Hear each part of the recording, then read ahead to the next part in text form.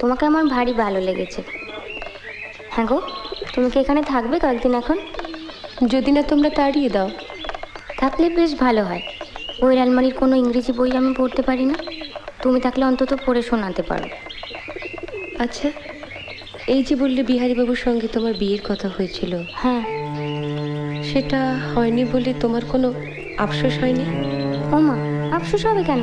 ভগবান যা করেন মঙ্গলের জন্য। তাই বুঝি? এই যে বছর না ঘুরতেই বিধবা হলাম, সেটাও মঙ্গলের জন্য? সত্যি? কেন যে অত ইংরেজি পড়তে গেলে তুমি? আবার ভাবো, তাহলে তো তুমি বরের কাছেই অন্য জায়গায় থাকতে, এখানে আসতেও না, আমাদের দেখাও হতো না। বা আমি এখানে থাকতাম, তুমি অন্য জায়গায় থাকতে। বা তা কেমন করে হবে? তোমার শাশুড়ি তোমার বরের সঙ্গে প্রথমে আমার সম্বন্ধ করেছিলেন, জানো?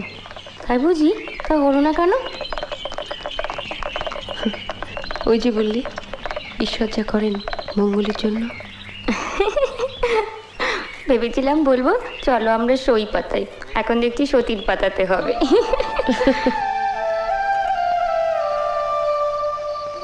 অসংখ্য ধন্যবাদ সকলকে। উপস্থাপনা ভালো লাগলে চ্যানেলটি সাবস্ক্রাইব করবেন।